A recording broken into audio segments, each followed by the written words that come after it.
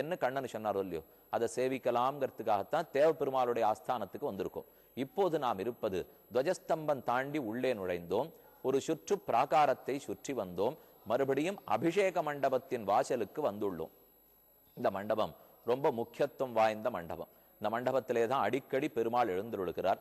பஞ்சபர்வ புறப்பாடுகள் எந்த திருமஞ்சனமாக இருந்தாலும் இங்குதான் நடைபெறுகிறது.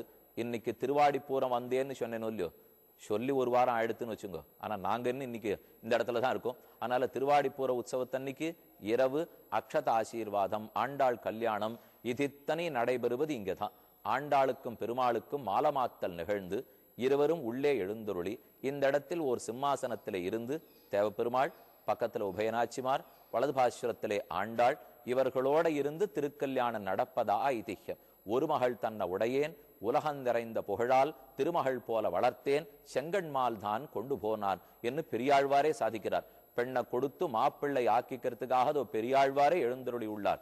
சசுரம் அமரவந்தியம் ரங்கநாதஸ்ய சாட்சான் துஜகுல திலகந்தம் விஷ்ணு சித்தம் நமாமின்னு சொல்லுகிறோம் இல்லையோ. துஜகுல திலகர் பிராமணோத்தமரான பெரியாழ்வார் பெரிய பெருமாளுக்கே பெண் கொடுத்தவர். ஆனா பெரிய பெருமாள் ஆண்டாள் திருக்கல்யாணத்துக்கு பெரியாழ்வார கூட்டு கல்யாணம் பண்ணிக்கிறாரோ இல்லையோ, தேவப்பெருமாள் பெரியாழ்வார கூப்பிட்டு ஆண்டாள் திருக்கல்யாணத்தை கண்டருளுகிறான். அதனால பெரியாழ்வாரையும் திருமகளான ஆண்டாளையும் மருமகனாக இன்னைக்கு திருக்கல்யாண கோலத்தில் இருக்கக்கூடிய தேவப்பெருமாளையும் சேவித்துக் கொண்டோம். இப்ப தேவப்பெருமாள் எப்படி இருக்காருன்னு பாருங்க. மாப்பிள்ள திருக்கோலத்துல ரொம்ப ஆச்சரியமா எழுந்துள்ளி இருக்காரோ இல்லையோ, இது ஒரு ரூபம். இதே தேவப்பெருமாளை மற்றொரு ரூபத்துல இப்ப நாம சேவிக்க போறோம். திருமேனியை ஓரோர் அவயவமாக திருமஞ்சன திருக்கோலத்தோட சேவிக்கலாம். ஓரோர் ஹஸ்த நட்சத்திரத்தன்னும் இங்கே திருமஞ்சனம் நடக்கிறது. இங்க எப்பப்பெல்லாம் புறப்பாடு உண்டுன்னா, மாசந்தோறும் 2 ஏகாதசிக்கு புறப்பாடு உண்டு, அமாவாசை புறப்பாடு உண்டு, மாசப்பிரவேசம் உண்டு, ஹஸ்தம் உண்டு, சிரவணம் உண்டு. இத போன்ற நாட்களிலே நடக்கிறது. அன்னைக்கு வந்தோம்னா பெருமாளை வெளியில எழுந்துருளி நாம சேவிச்சுக்கலாம். மலைக்கு மேலதான் பெருமாள் இருக்கார். அங்கேருந்து கீழே இறங்குறார். கீழே இறங்கி விட்டு நடுவில் 2 நாட்களுக்கு மேல இருந்தது அடுத்த உற்சவத்துக்குன்னா மறுபடியும் மலைக்கு போடுவார். இல்ல நடுவுல இன்னைக்கேவோ மறுநாளோ உற்சவம் இருக்குன்னு வச்சுங்கோ, மலைக்கு போக மாட்டார்.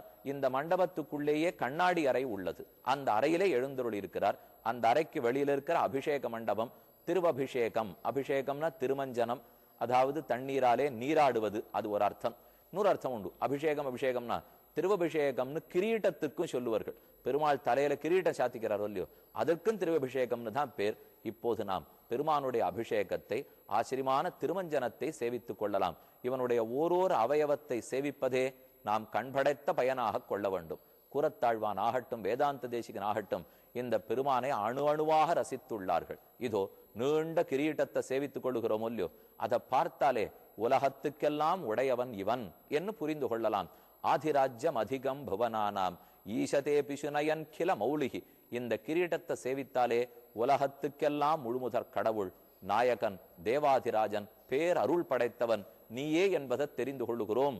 கிரீட்டத்தை சேவிச்சிடும். அங்கிருந்து சற்று இறங்கினோம்னா ஆச்சரியமான உயர்ந்த திலகம் சாத்தி கொண்டிருக்கிறான் எம்பெருமான். தன்னுடைய திருநெற்றியிலே உயர்ந்திருக்கக்கூடிய ஊர்த்வபுன்ற ஆகாரமான திலகம். இந்த திலகத்தை சேவிச்ச ஆழ்வான் தெரிவித்தார், ஓ கீழே கடக்கிறவாழ்லாரையும் மேல வசத்தி விட்டுடுவார்.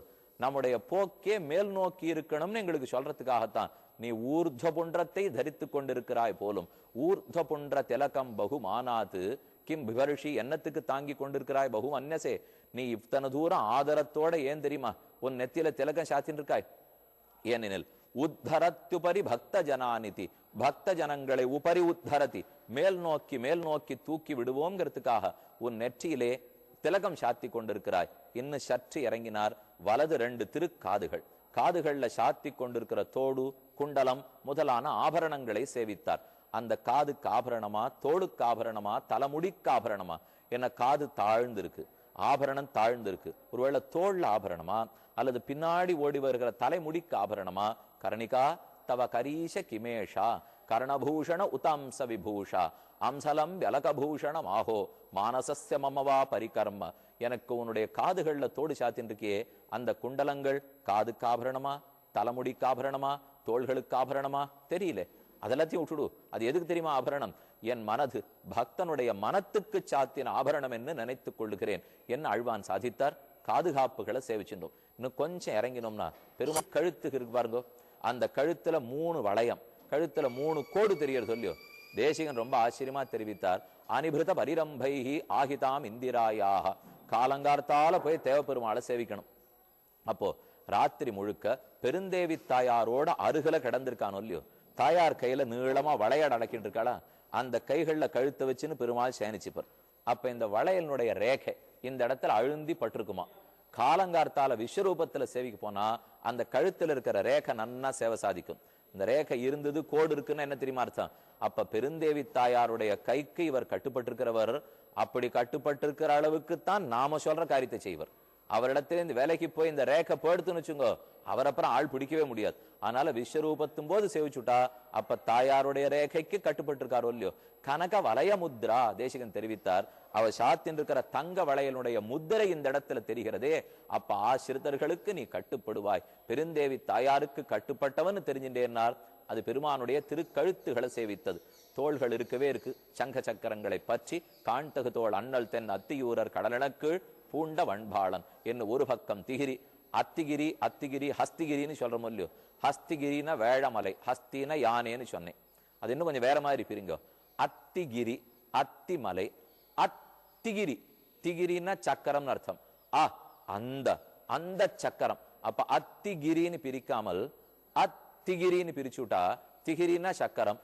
எப்பேற்பட்ட சக்கரத்தை கைகளிலே பற்றி சேவை சாதிக்கிறான். ஆக பாகுதண்டங்கள் தோள்களை சேவிச்சுட்டோம். அடுத்தது திருமார்புக்கு வந்தோம்னா வக்ஷஸ்தலத்திலே பிராட்டியோட எத்தனை ஹாரங்கள், வைரஹாரம், முத்துஹாரம், பவளஹாரம், பச்சை மஞ்சள் நீலம் எல்லாத்தையும் சாத்தின்னு இருக்காரோ இல்லையோ. ஸ்மித நிர்ஜரிகா வினிஷ்பதந்தி தவ வக்ஷஸ்தல பூதலே விகீர்ணா. பெருமானுடைய புஞ்சிரிப்பு இங்கிருந்து கீழே உதிர்றதான். ஒரு மலையிலேருந்து அருவி கீழே கொட்டித்துன்னா பள்ளத்துல வந்து பட்டு அப்படி தெரிக்கும் பாருங்க.